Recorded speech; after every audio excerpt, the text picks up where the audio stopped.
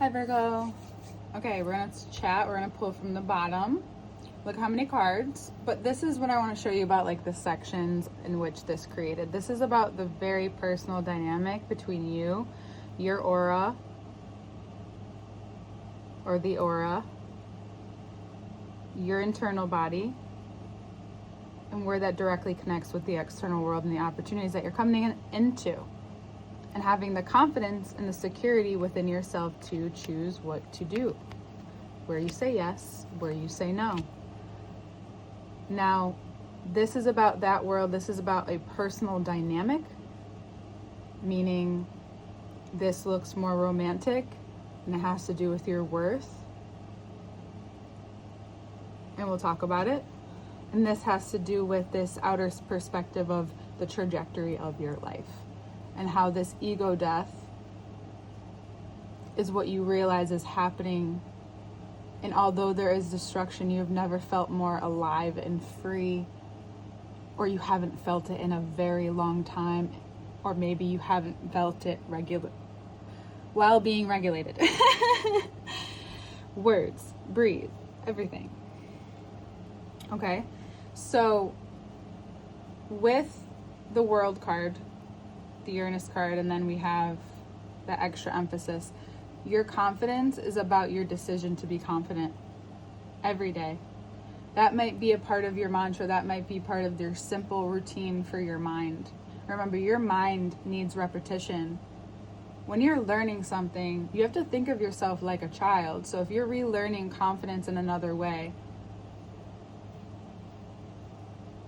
meaning, yes, you may be excited about each one of these opportunities, but is it actually possible to do?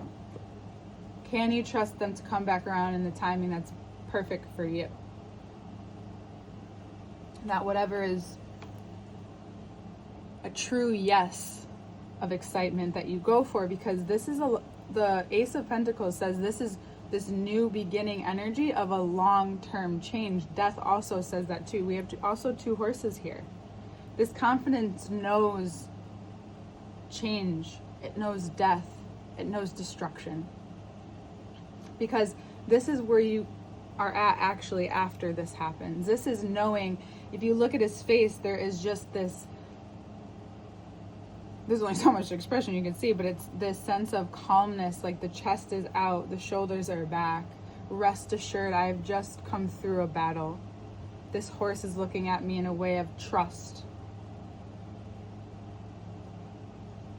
And where would Scorpio falls in your chart in your third house for Virgo risings, you may have a rebirth with communication. You may find yourself wanting to communicate differently out of nowhere, even when you feel like shit. I didn't write down a lot of notes for you because I really just wanted to have a conversation, but the one thing is that how you honoring your sensitivities at this point is honoring yourself and your soul, because Mars is showing you how sensitive you are, and it's just being that kind of person and the kind of boundaries that requires. Think of, like, and I've been having conversations, and I love this because I've been thinking about this for a while, being like an airbender, earthbender, whatever bender, doesn't matter. You're learning to harness your energy. And until that regulates, you need more solitude at times. And your communication and your day-to-day life may change. Your relationship to your family and maybe your closest people to you. Some of you may even take a trip for some of these, or short-term travel for these opportunities. And then we have Gemini moving into Uranus. And that's in your 10th house. That's what this is preparing you for. So, like, the beginning and the end here. It's the beginning and the end.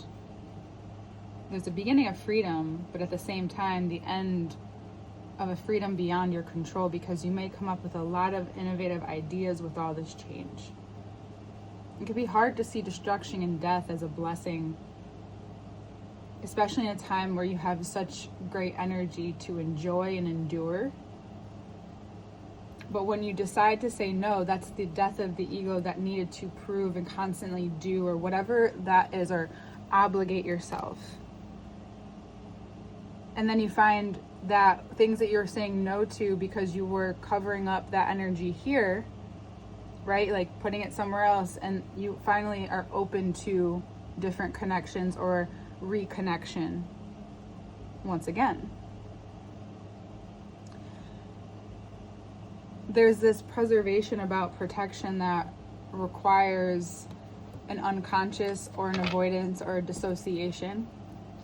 And it's possible that for some time that's what you've been doing.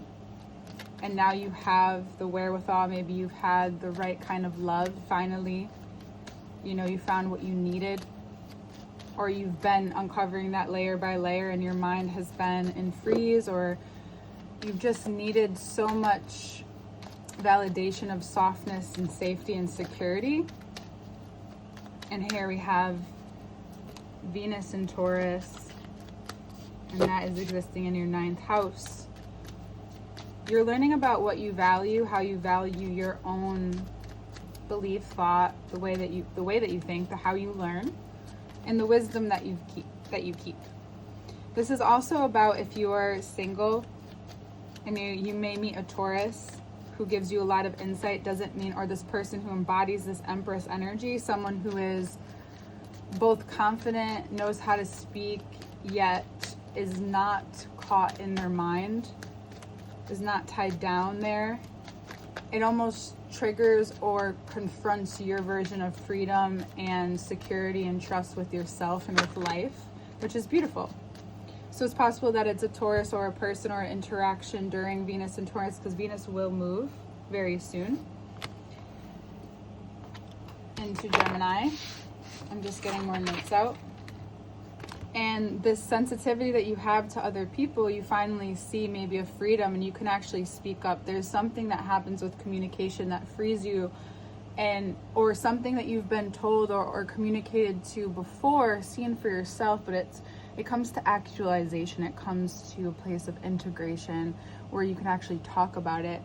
I'm reminded a lot lately of death and victimhood, and how it takes survivors or victims to survivors perhaps many years to share their story, right? So I don't know how that pertains to you, but it's just your healing. Your healing is your own process. And the strength that it takes to go on that journey and to continue to go on that journey, you were shown in Mars and Leo. Virgo risings, Mars was in your 12th house for quite some time, in and out of your 11th and 12th house. So your reputation, the way that you're seen, it's just, there's so much coming at you in terms of healing the mother wound, healing what your control. And then there's so many more things aside that from Cancer and Leo, but also the strength that it takes and the heart that it takes to continue. Because the 12th house has a tendency to show up in your work because it sits across from the 6th house. So your day-to-day life, where you're going to work or how you work and with whom, right? So depending on how you learn, whether it be negative or positive, you came up against these thought process or these kinds of people to show you about your judgment, to show you about compassion and how you need that for yourself. And when you're in this, like, think about if you're in the Northeast, and I'm in Connecticut, we're experiencing a massive heat wave. There's nothing else you can do or think about. Maybe you get agitated in the heat, or it exposes where it is that you feel stressed, because the stress of even managing yourself in the heat, if you don't have, like, especially if you don't have the amenities that you need, or depending on your job or whatever it is that you do day to day, you know, it's like a really tough workout or doing something new. Like, you're just exhausted by the end of it. Even if you've embraced it and enjoyed it, there's a lot of energy, right? That's Mars. There's a lot of communication going on between your subconscious to you and you to your external world. And that makes you feel like there's a discomfort to the control, but that's also just letting down whatever is in the way of the passion. What was revealed to you through the 8 of Swords is the reverse 9 of Cups. Compassion brings a different kind of freedom. Like, I don't know about you, and we have more cards here, but I don't know about you, but there's this, I'll just lay them out as I talk. There's this dynamic and dichotomy that goes on inside, especially the mutable signs, that there's so much of you that wants to build and have accolades and do the things, but there's also this freedom to just like do something completely new, do something different, or, you know, really change it up. And the truth is you can have it both ways if you find stability with your emotions and you take the steps, or you open yourself to the opportunity of bigger. And this is the night and all this fire energy coming after a big rebirth, a death, a closing of, I no longer am going to believe I'm subpar, even if someone is trying to make me feel that way. Because really, that's just a true test of the death of this ego that I've been holding on to. And now this relationship I'm in, or this dating life I'm in, or this creation, whatever I'm committed or invested in, investing my time in, I am seeing where that's kept me in a place of dissatisfaction, where I really need devotion perhaps, where you have so much capability but you don't know which way to go, or you like the world operates in this way, so you feel pressure subconsciously that you didn't think you felt, and you're uncovering like, oh, like I just need to make a decision. It's a blessing to have all these opportunities and to have these skills, but what do I want to utilize now, and where am I building towards? Maybe I don't get there just yet, but I continue to acquire skills and learn new things. That's the fool's journey. You're open, you're renewed. And it's perfect timing for what's happening in life. It's so Virgo and Libra are getting like probably the most information this month. I would probably say it's because it's, you know, you get it. The signs that can really need it and can handle it and have to like deep dive, even though you see it, but it's like, what are the links? And from 8 of Pentacles to 7 of Wands, what you've really been attuned to and working towards, not just for yourself, is this freedom within yourself. You've been adding value to your life in all of these ways, only to find that it's your bravery that you've been looking for. Are you brave? Can you add strength? And you need all these different muscles to help to continue the courage, to have the heart. And then we're talking about the Fool, which is Aries, and that's the head. So in your head, you've needed so much repetition, and then this Tower moment happens that can be about a huge revelation that just changes your whole life, where you realize that the 7 is almost in defense. He's not prepared. That anytime you didn't feel prepared, or you criticize yourself, or all of those things were just this illusion trying to control or give satisfaction or feed the perfection that you thought you needed to be, even though you are. I know this can be a really strong example, but it's just like any excuse for the alcoholic to get their drink, any excuse for the addict to get there. And it's like, okay, like that's their process in their life, right? If we take a spiritual perspective, it can be heart-wrenching if you know people like that and if you've experienced that. But it's also a part of that process of showing you, why do you keep going back to this dynamic, especially if you have control of your internal? Who is really in control of it? What illusions didn't you want to break of yourself? What magic didn't you want to see that you could actually and knowingly create? Right? Mercury is in Cancer right now. Venus will be moving on the 4th. So a few days before Uranus moves, and that's in your 10th house of the role that you're playing. So this is stripping you down because you're entering a new role, a new version of self. People won't be coming to you for the same thing, and that's what you've been breaking down. It's possible that anyone around you has also been breaking that down as well. That's why you need to say no to certain things. You need to see yourself shape and not just do a bunch of things and not even and then be overstimulated or dysregulated. And this is so Mars, Pluto, this is regenerating your system. This is allowing you to detox on a cellular level to the brain and the heart. We have strong Leo cards out here. So that for Virgo risings, the 12th house, your heart is being restructured. The way you need support is going to look different. You may have needed support another way, and now you're changing because you're on the move. Or you want to be more open, and you realize that you need space and you need downtime in order to be more open, because yeah, it's nice to jump to one thing from the next sometimes, but there are times where that's not happening, perhaps. And the jumping is in the brain. It's like the ideas, space for the ideas. Because you're reconfiguring your identity and you're communicating it right now more than ever, and you're noticing your vitality and your energy. And any guilt that you feel from expressing yourself this way.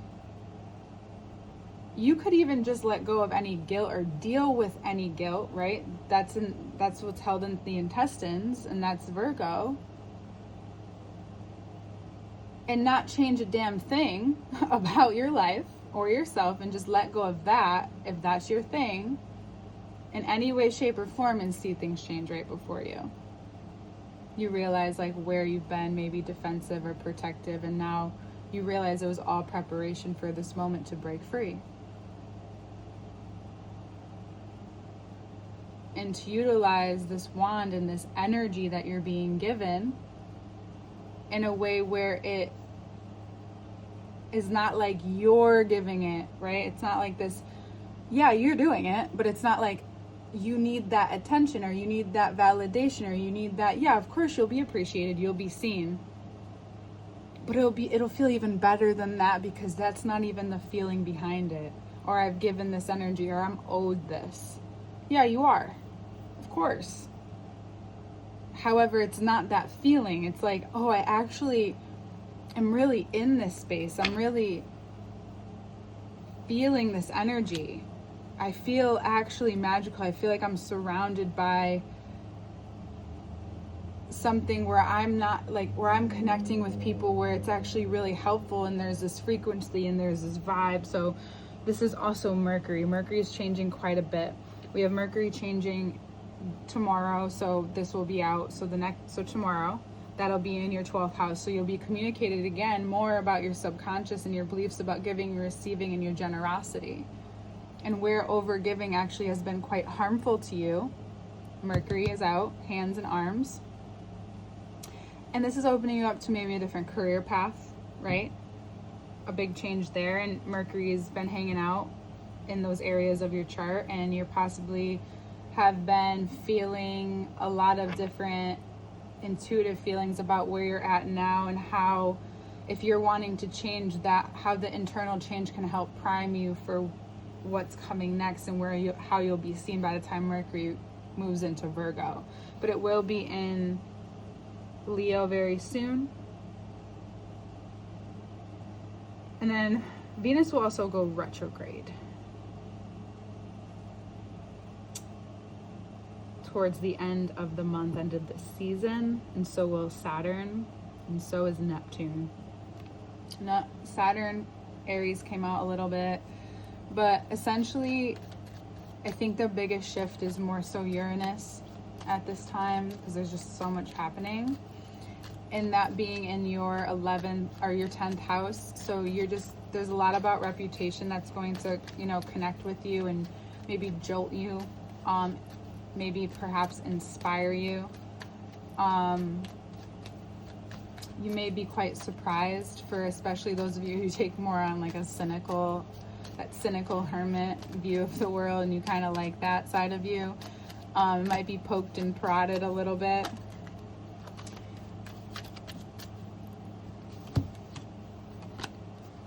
Okay.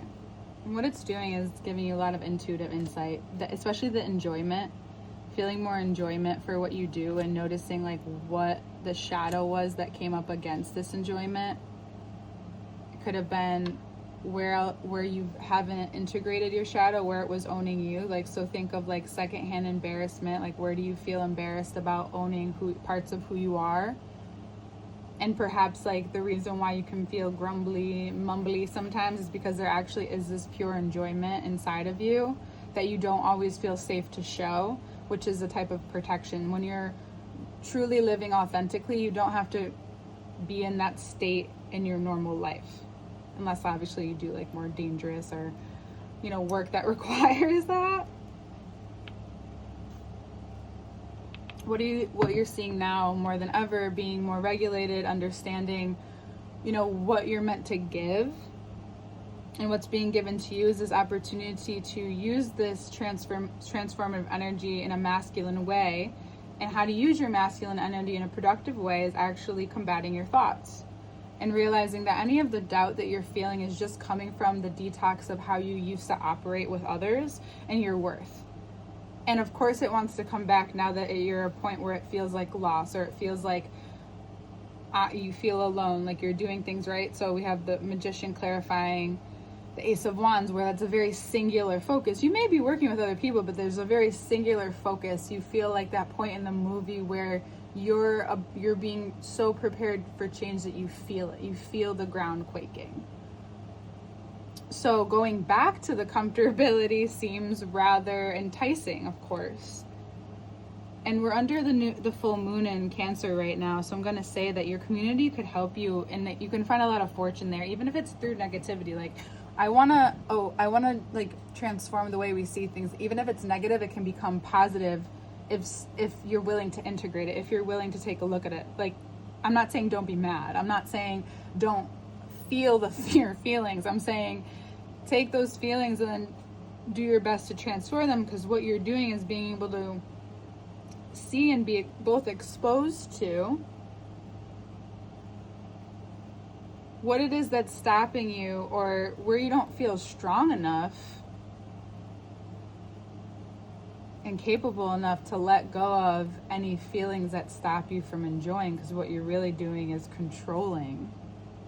And the Queen of Cups says you don't need to do that anymore.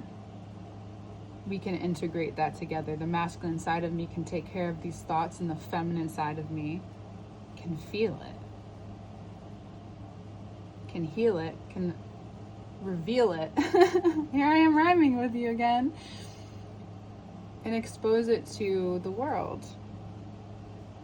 Because something I was like really reminded of, and then we'll talk a little bit about Pluto because it's just showing up, is that we're all just looking for ourselves in a world full of ourselves.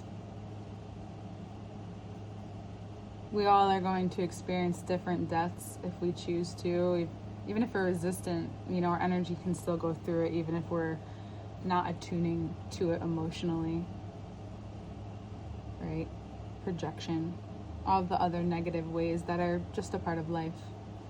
There's less criticism that comes from that, less judgment that comes from that is taking too much of your good energy, especially in relationship here. Why are you holding on to certain narratives? Why does someone have to be a certain way? Where is it that you're unwilling to just let go a little, have a little bit more like I don't care, whatever attitude, to show you that energy is actually motivating you to be in chaos, or to attract whatever negativity is coming towards you? And now you can see, oh, the insight is that I'm really passionate about something, but I'm not using my energy, and I'm actually projecting it out into relationship or into my dating life. And now I have a chance to really care for that side of me. I just got dim in here. I like it. Let's use the light. And Mercury also about to move through your 12th house, and then we have Venus moving into your 10th house. You're going to start to get a really like clear taste of, because Venus will be there before Uranus. Oh, the same few days. So you get like a preview, like a very short preview to the energy, the way that you'll need to communicate. And also knowing that this is all a part of the weight that was never yours to carry. And now you've clarified.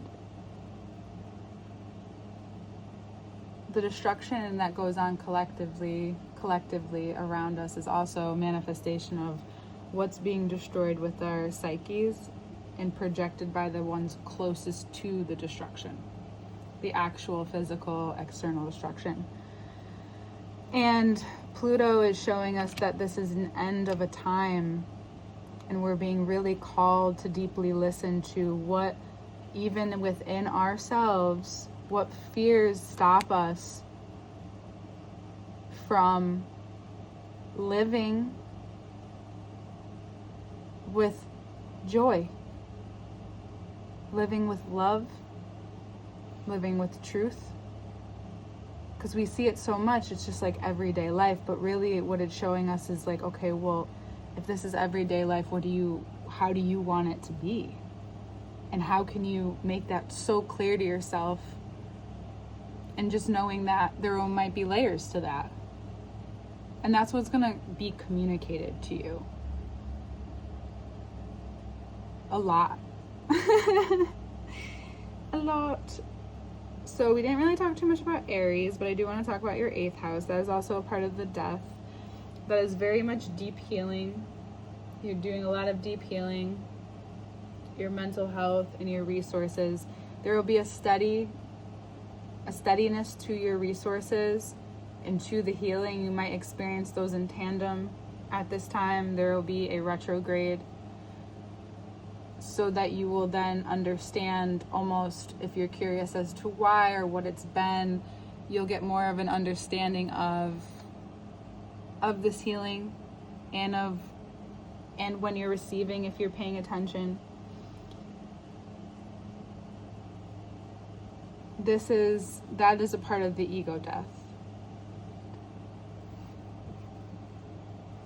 It's realizing that all the work that you've been doing was just to show you how capable you are with what you have at all times, and that you're worthy regardless of what it is that you bring to the table, because you have so much on the table within you. You have so many tools within you that bringing yourself to the table. Right? When I go set up at places, I'm a Vedic Virgo. I'm also I have a stellium in Virgo as well with close planets. When I go set up places, I just have my cards, and if I'm doing astrology, I have my computer. I don't need much room. I just need me. Just because you're not carrying anything doesn't mean you don't carry it. But now you just show up and it's there, and you don't need to carry it around with you. It's who you are. It's the integration. It's the wisdom. And that's 9th house shit.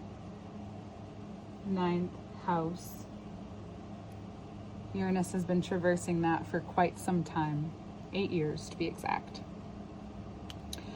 Also, this is a Pisces card. This is about your feet.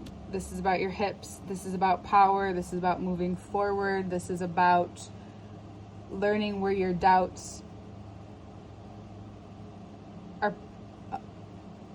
are not allowing your reality to move forward. It's a big thing with this moon cycle for you.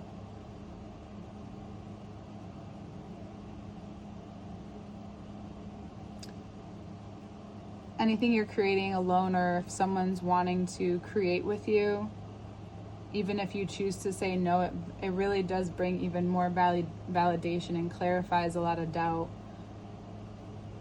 It might be even unexpected for some of you.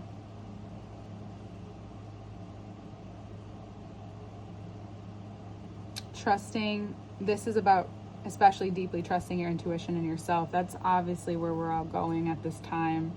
If it wasn't clear, but also the eclipses are coming up, your 7th house has been healing as well through your relationships, maybe been more calm, more able to sleep, more able to trust,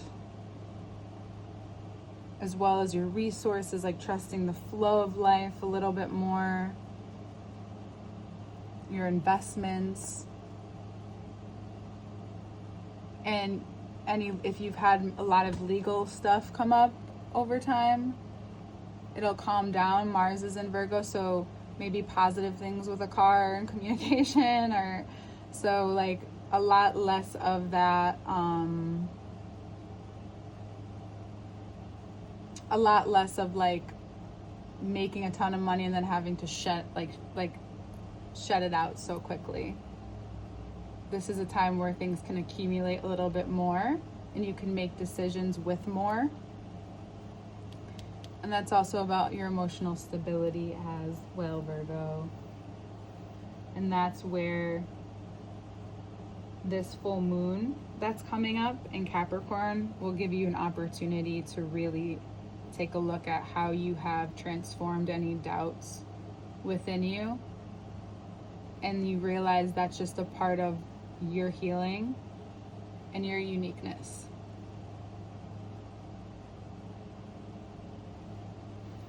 Okay, Virgo, I could talk to you forever. We'll see you next time.